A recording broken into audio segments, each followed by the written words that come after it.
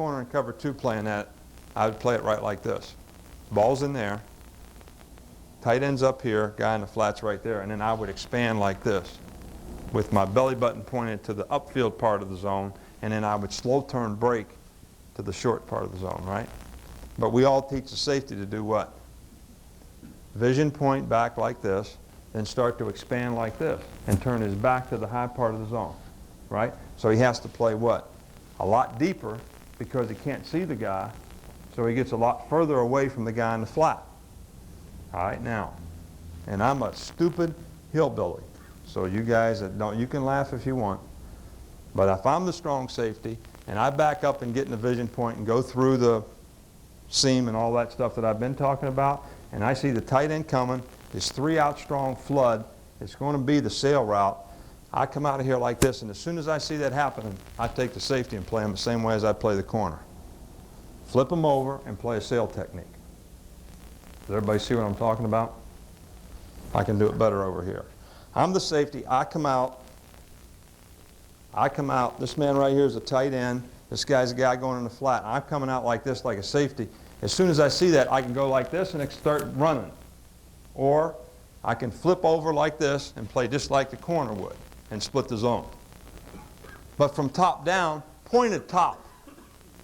Anytime you play top down, which is how you always got to play, you should always tell the guy to play facing the top. Right? That's the way I tell them anyway.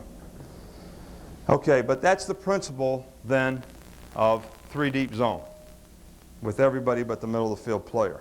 Coach, Yes. is your free safety, are you just lining them in the middle of the field, or are you adjusting them according to the position of the wide, the depth of the, or the width of the wide outs? I tell the free safety, if you could line up right smack dab in the middle of where the wideouts are, then that's where you line up. If there's a wideout here and a wideout here, and you could line up 10 to 12 yards deep, 12 yards for most of them, right in the middle of where those two guys are, that's where you should be. All right, but then we redefine the field. What I use for the safety a lot is this is the goalpost, right? When the ball's on the hash over here, I really tell the safety, you're playing this is the middle of the field for you. All right, because if the quarterback drops back, it's hard for him, and I didn't go over this, but if the ball's on this hash, this 1 yard from the numbers goes 3 yards. So basically you just cut a couple yards of the field off because the quarterback's got to throw it 50 yards to get it there. Okay, so you defend a little less, so everybody cheats, all right, and then this divider cheats, and this divider actually pushes out a little bit too, because it's how far the ball can go to get there. All right, now, the middle of the field safety, depending on where the ball is, I don't think he should ever line up inside the hash. Okay, and we always tell him to line up in the tackle box. Even if it's slot formation and no width weak, I don't like to take the middle of the field safety past the front side tackle. If it's a pro formation, he should line up between the ball and the weak side tackle. Very seldom do we take him beyond the ball, unless it would be no width on one side. Does that answer your question? Okay. What does the free safety read? I've always read defensive backs through the line. All right, so he would read through the uncovered lineman to the ball. But I think the linemen show you running past faster than anything else. And you know, we always teach the same principles, that we got a primary support, a secondary support, which is a run-pass guy too, and a cutback guy on everything, and an alley player.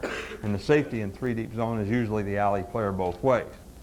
Now, what I teach the safeties to do very quickly is you're going to shuffle. I try to get the safeties to shuffle back with their shoulders square, because I think the safety should attack the line of scrimmage at the same angle the runner attacks it at. In other words, if I'm a tailback and we run the inside roll play, and probably most of you guys in here coach the running backs, right? You're going to flat step and keep your shoulders square and take that roll step and take the ball on the inside hip of the tackle and be able to cut the ball back because your shoulders are square, right? You're going to be able to do that. All right, now if you can cut it back as the runner, then I want the safety to attack the line the same way. Flat step and roll and come inside out on the ball like this with my shoulder square. I see free safeties doing this, getting to the middle. Then it's the inside roll play, and they turn their shoulders like this and come back at the ball, and even though they're inside out, their hips are pointing this way. Can the guy cut back on them? Yeah, so you attack the line of scrimmage the same way that the runner does. Now, if I'm the tailback and it's outside roll play, sprint play, I take the ball like this. Am I going to cut it back? No. I'm going to stretch out, right? I might stop and cut it back, but I'm not trying to bend it back this way. So now, as a safety, I should take my shoulders are the same. I shuffle and I flat step, and I'm coming now at the line of scrimmage the same way you are as a runner. I tell you, you're the tailback, line 11, 12 yards deep. But we key the lineman, the uncovered lineman, for run pass as well as the ball. And then what you really got to work hard, the downside of that is the run it, play pass. You know, the old Boomer Esiason, you know, giving it one of these shots where he fakes the ball hard and the lineman come off hard and all that stuff, and then he comes up and bombs it to you, bombs it to him. Okay. All right, does anybody have any questions about? All right, you give me the high sign for 10 minutes. All right, now, what I wanted to talk to you guys about, all right, was a couple more principles about this stuff here. Is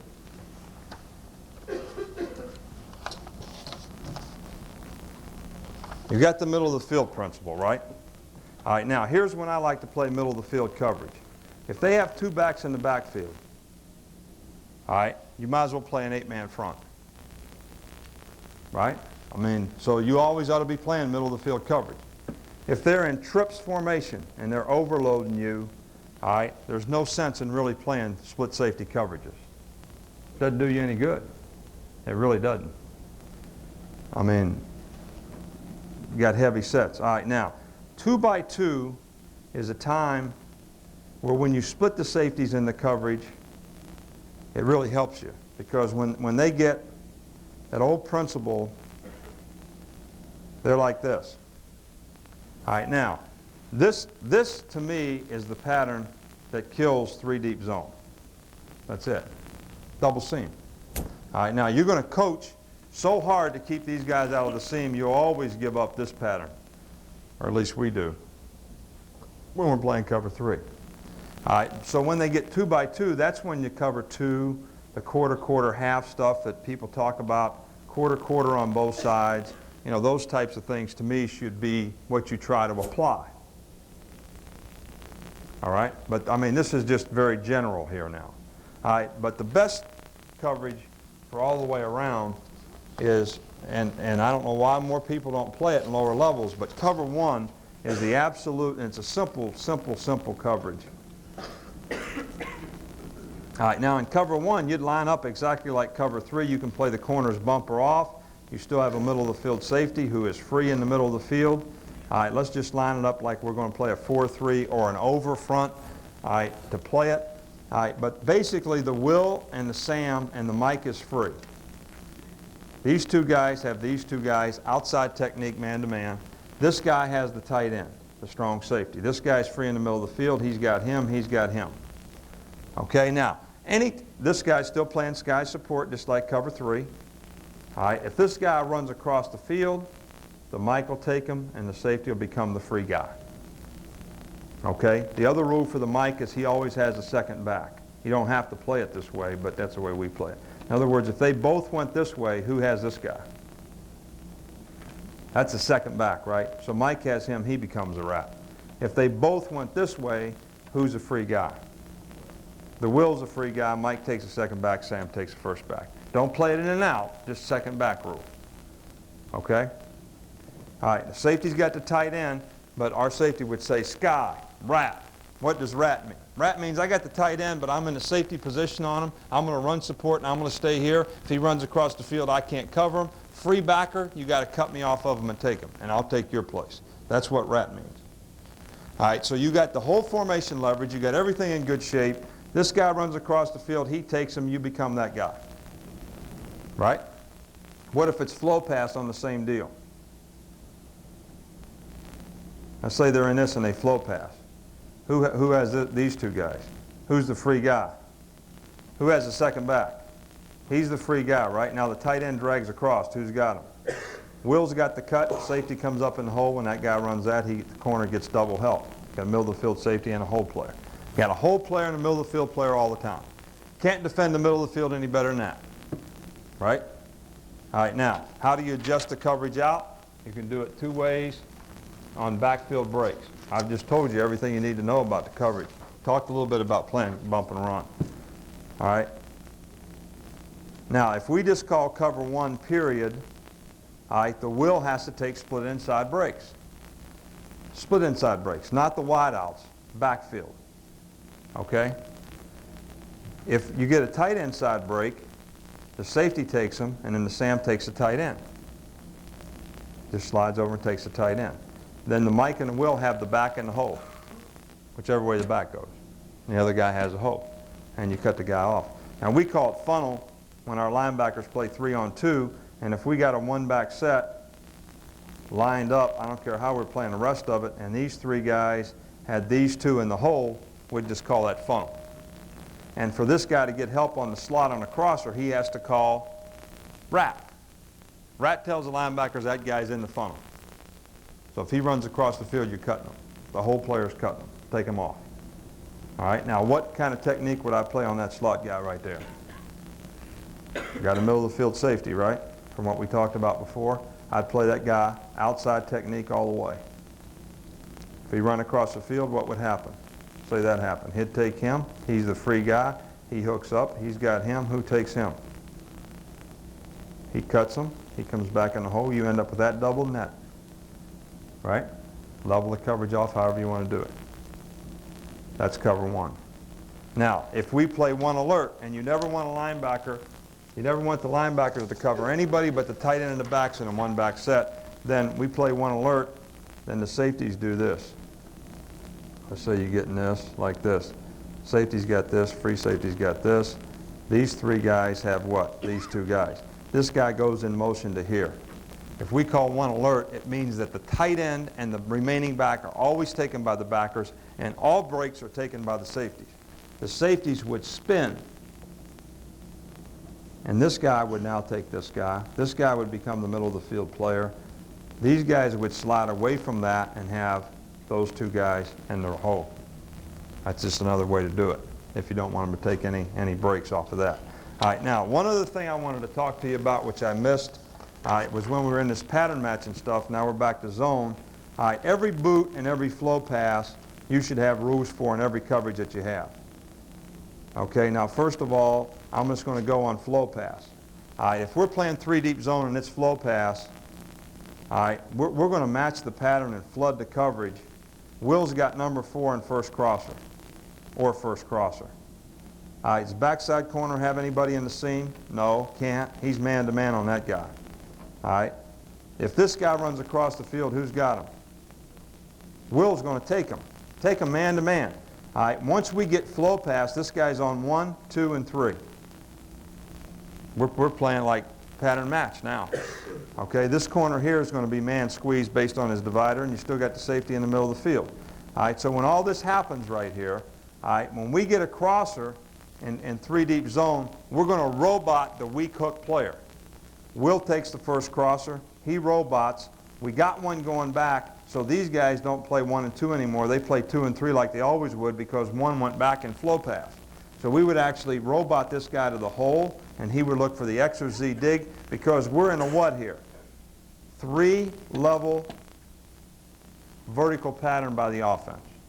So if we play regular levels on defense, we can't win because they're going to high-low our players. We got 2 levels of players, they got 3 levels of players. We can't win. So what do we do with it? We squeeze this. We got a middle of the field level player to take this. We got a second level player to take that. The Sam and the safety have the check downs and underneath the Z. So when this guy stops here, the Sam's going to take him. When this guy comes out, the safety's going to take him. We end up man matching it. All right, now, if we had a boot on, if you had a boot, and you ran the common boot with him in the flat, him running a go, him coming across, faking it hard this way, coming out here, that. All right, now, every zone coverage we have, Flat defender on the side of the boot has the guy in the flat. Two hook players have the tight end across sandwiched. Strong safety is underneath one. Match the underneath pattern, don't get outflanked. Okay, so how would we take this pattern? If we're in cover 3, Mike's a hook player, Sam's a hook player, safety's a flat player. Who's got the first of the flat side of the boot? Will takes it. What does this guy do? He just runs to get on that side of the tight end. He runs to stay on this side of the tight end. What's the safety do? Underneath the Z, match the next guy checking down, don't get outflanked. Corner's got nobody in the seam, he's man-to-man. Corner got nobody in the seam, he's man-to-man. Free safety's in the middle of the field. Take the pattern man-to-man. Boots, waggles, all that stuff, we just run and take the pattern. Flow passes, run and take the pattern. What if the quarterback, you don't worry about the secondary contain or with the middle linebacker? We don't, because we got the guys on the edge most of the time. But if I was going to second contain anybody on this, it would probably be this guy. But if they don't have a guard pulling, you really shouldn't need second contain. Because you should teach your guys to relative contain, to run to the flat. Okay? All right, now, one other thing. You kicking me out yet? Getting ready to. Getting about ready to. All right, now, let me just show you the simple principle of, you know, you got 2 by 2 now. Here's the ball. You got 2 by 2. All right, now, as soon as you get 2 by 2, I talked about playing cover 2. I can't get into it. We don't have time. Where you got the corner rolled up, jamming the flat, safety playing the half. This guy now, when you play 2 deep zone, you reroute guys to the seam. You're defending the middle of the field. So where you rerouted this guy running this pattern out of there, you reroute him to there now, because what's that do to you? It gets the safety leverage on the middle read. Right? At 10 yards, you want that guy in the seam, inside out, like that. All right, now, you got cover 2. Now, if you play quarter-quarter, you back this guy off. You play quarter-quarter, you read 2, you reroute him. You totally match the pattern. Now, I call that box. All right, if you wanted to play cut, then what we would do in cut is this guy would play like cover 2. He plays the half, wide, and you tell all the inside players, you have your guy inside and across the field. If he runs to the flat, cut the 1. So if they run this pattern here, what happens? You trap the flat with him, he runs and walls that guy off. If this guy runs down the seam, what's he do with him? I'm sorry. Let's go back up here. If you're going to cut means if your guy runs inside or up the field, you take him. If he runs to the flat, you cut the 1. They do this. And I mean, you got that guy now, and you got a half guy over the top. It's like playing cover 5, 5 under man, 2 deep, except you take him after the pattern distribution. All right, now, if this guy, number 2, runs up the field, what's the will do? Carries him, right? If he runs inside or up the field, you carry him. Corner jams and plays the flat. There's no smash rule on this. He has to take the 7. Safety's on top. He's got that. But if you just play cut, box, and cover 2 zone against 2 by 2, play 3 deep principles, and there's a little bit more to it than what I explained to you today, against 2 backs and trips. And trips, we would always play like flood coverage if there's no 4 weak, and we call that Mabel. In other words, Mabel, we're flooding the coverage over and matching just like I talked about flow pass. All right? Hey guys, I'm really sorry, but these guys that have these clinics, 50 minutes, it's not enough time. Thanks.